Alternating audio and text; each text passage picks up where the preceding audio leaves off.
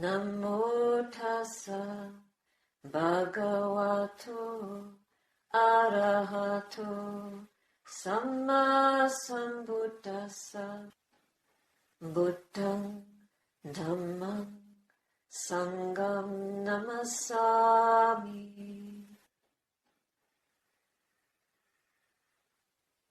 This morning I had the opportunity to meet lots of people from everyday life. I stood with my alms bowl and I had a good opportunity to observe the faces and how people are in a hurry. And there I stood with my alms bowl, trying to stand still. I've done this for many years.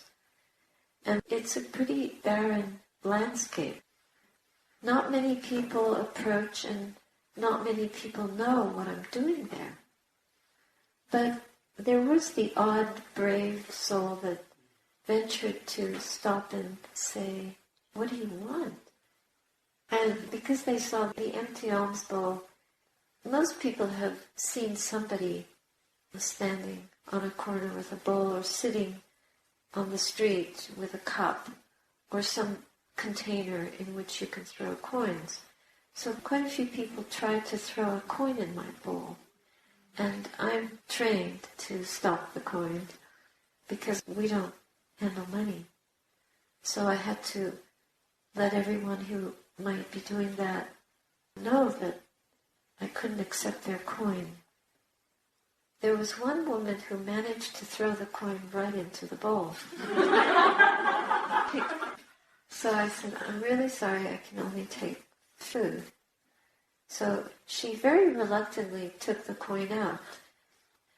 I could see that this causes confusion because our society is fueled by money.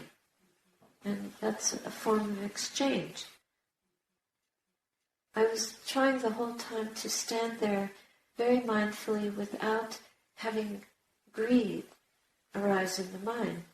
And that's quite difficult to do when you're cold and you have to stand quite still and you need to empty your mind. So I tried my best to be composed and be a good ambassador for the Buddha, because that's my job. That's what my life is to be a real daughter of the Blessed One. So it requires being very mindful and being aware of the thoughts that are coming up. And meanwhile the body is old and it's tired and it's cold. And all those kinds of sensations are going on. But no, there's a practice of focus on the bowl and renouncing those, whatever one is experiencing, not to buy into it, not to give into it, not to forget. No, I'm here to hold the bowl, to be an alms mendicant, just waiting, not even waiting, just standing, like being a little flag for the Buddha. Just a flag, just a symbol. This is a daughter of the Buddha, alms mendicant.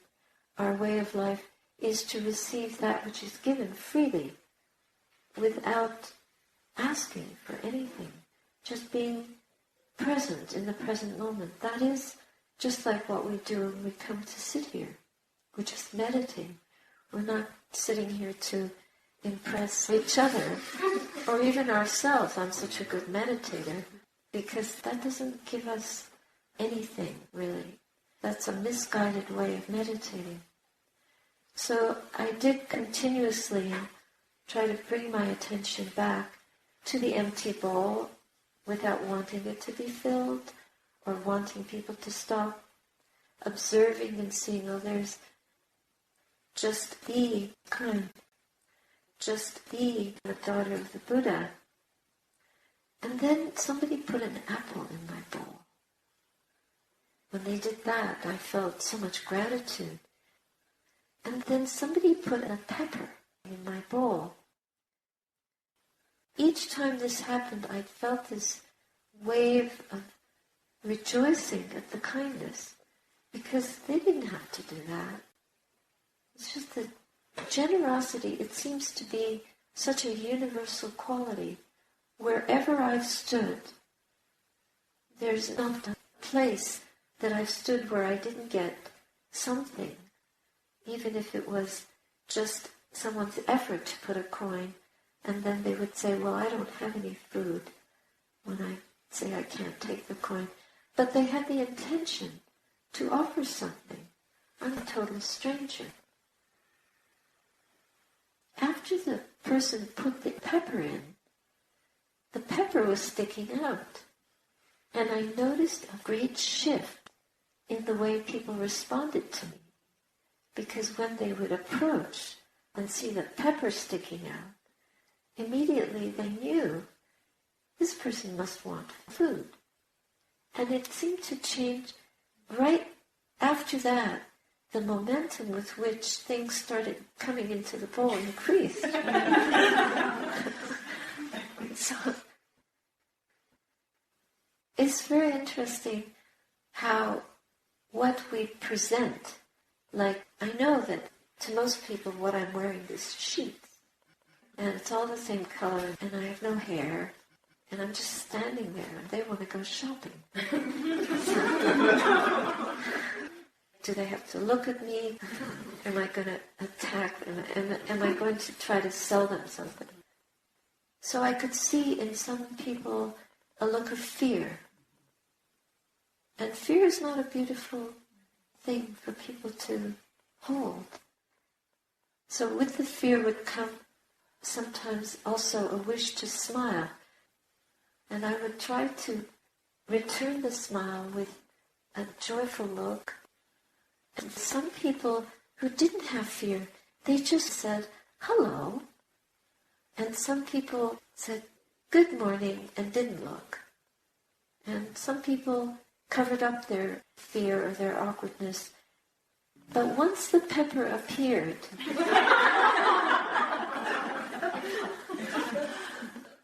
I didn't see fear. It was just so interesting. It was like, oh, it's about food. Maybe she's selling peppers.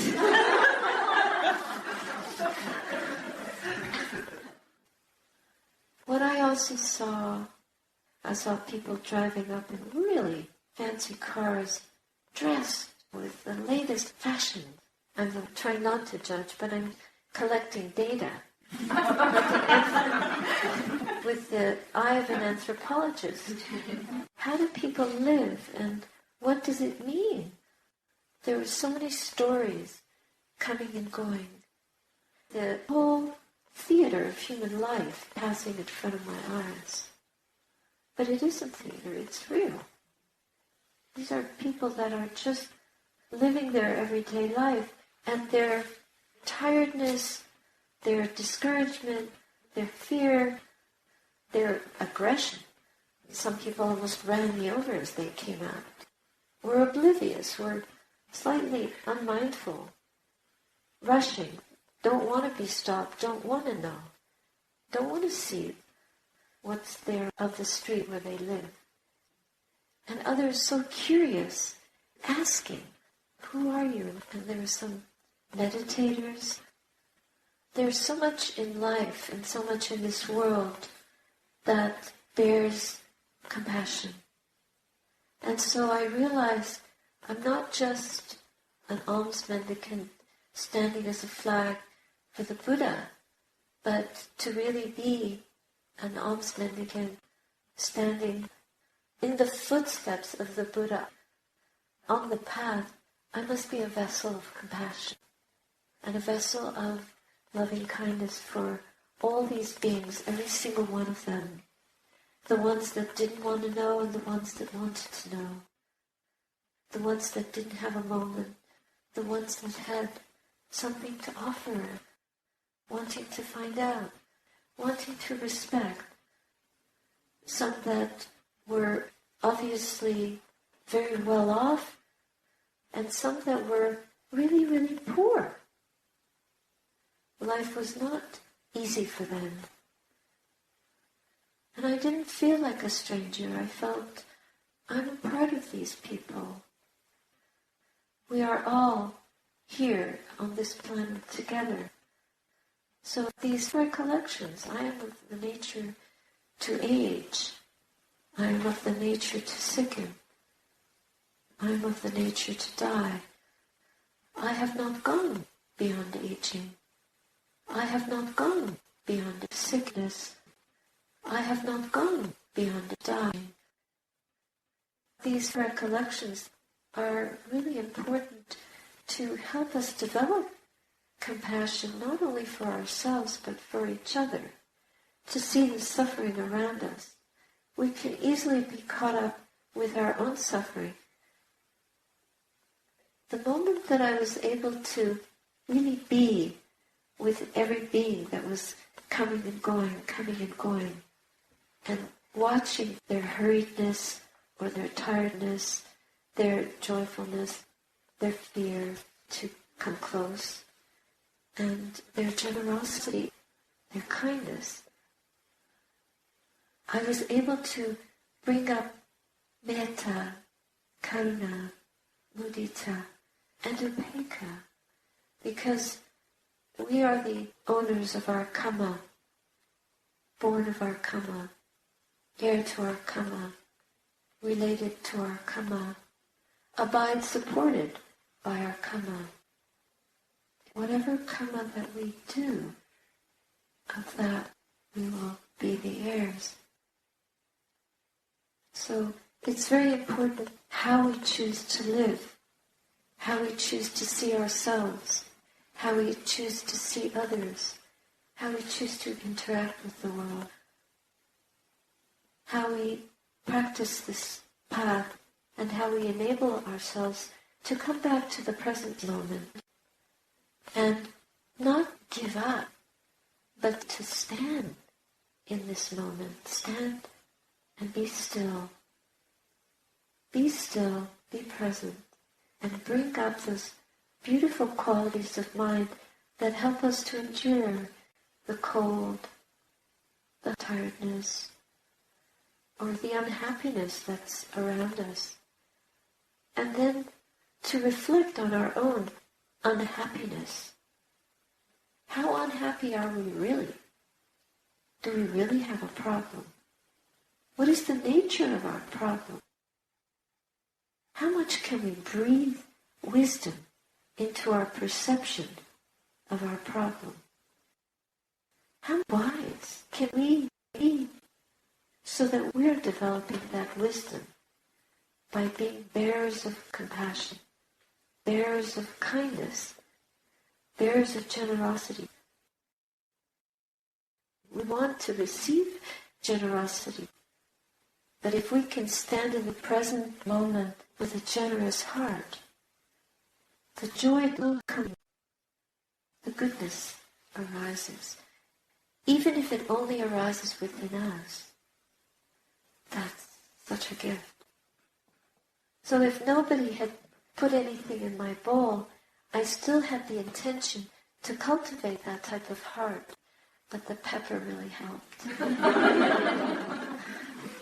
And so it's amazing what life gives you, how things arise if we stay open, if we stay empty, if we're not preoccupied with our own stuff.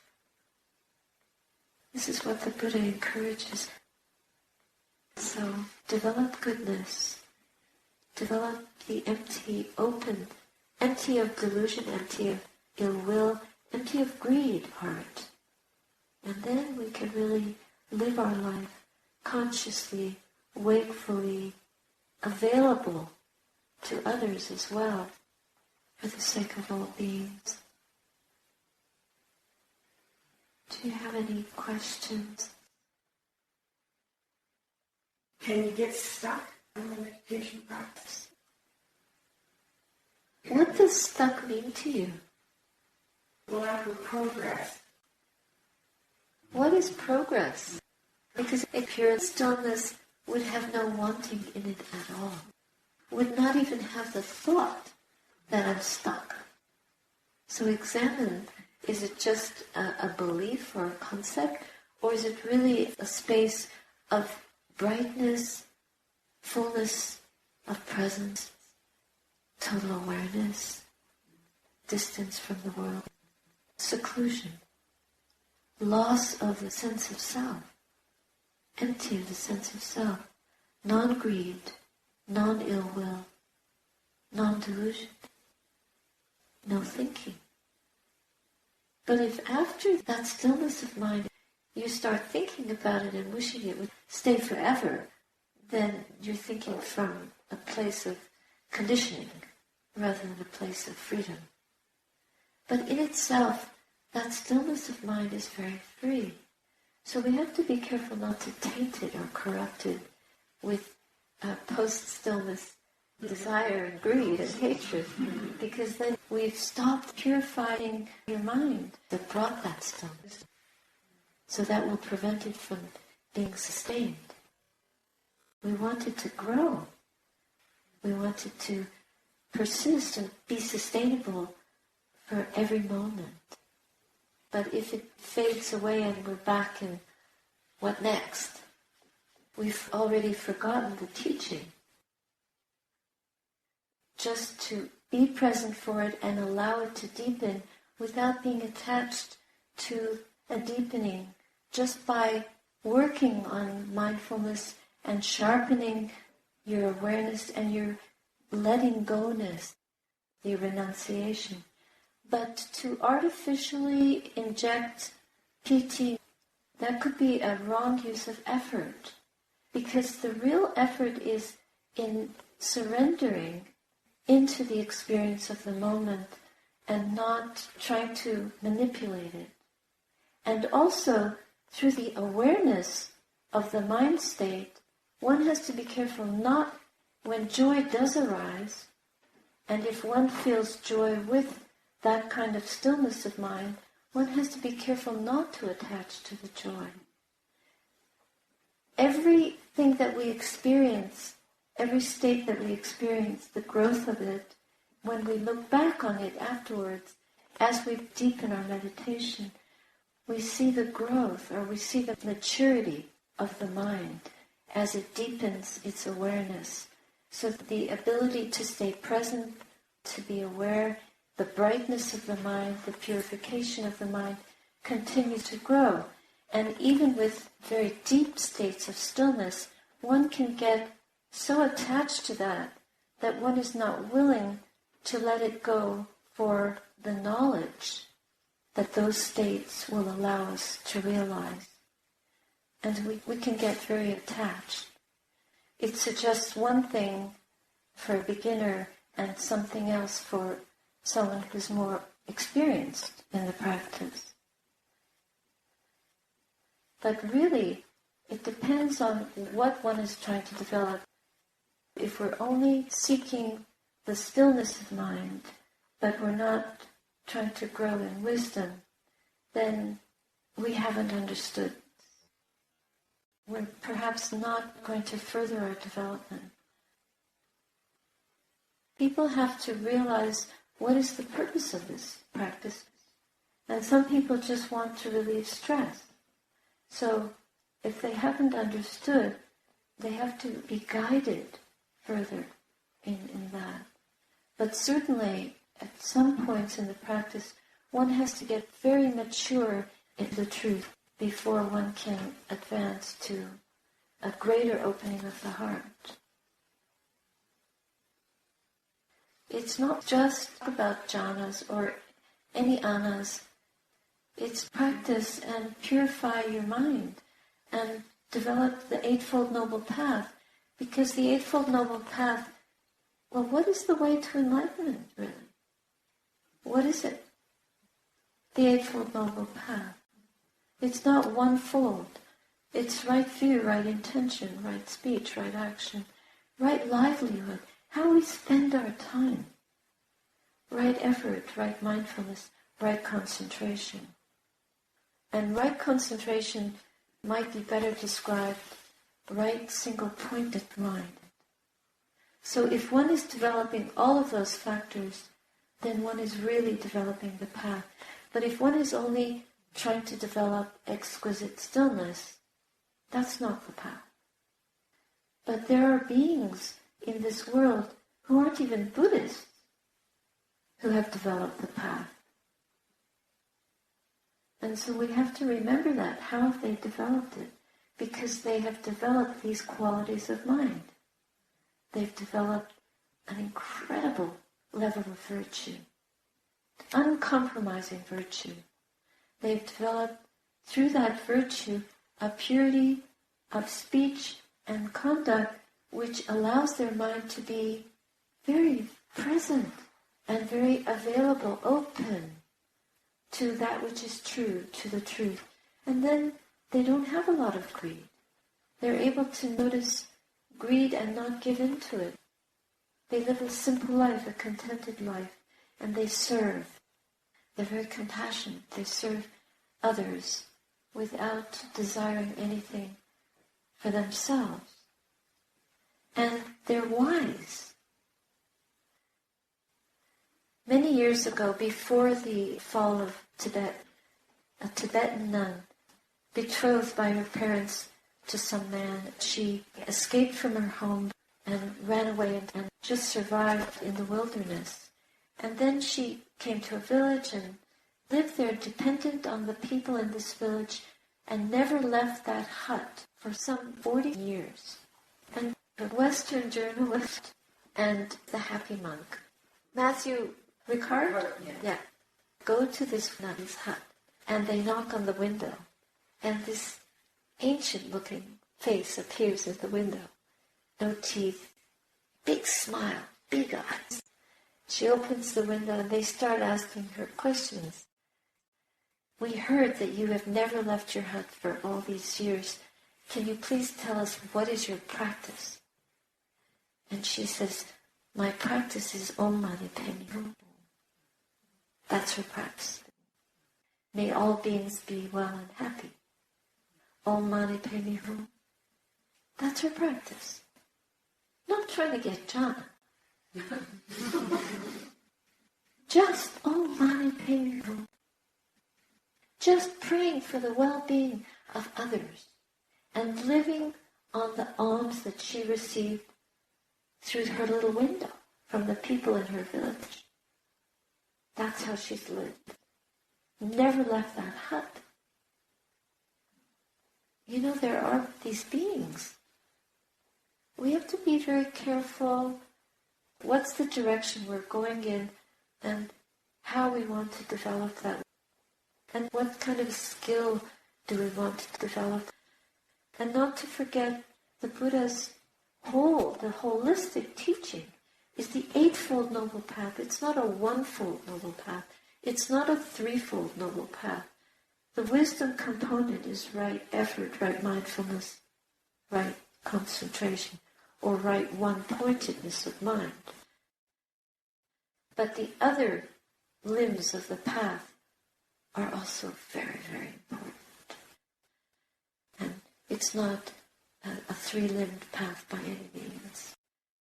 And if we strive, and our striving is because we got to get that degree, and I mean this degree of attainment because we want to be special, or we want this peace of mind so that we can have something.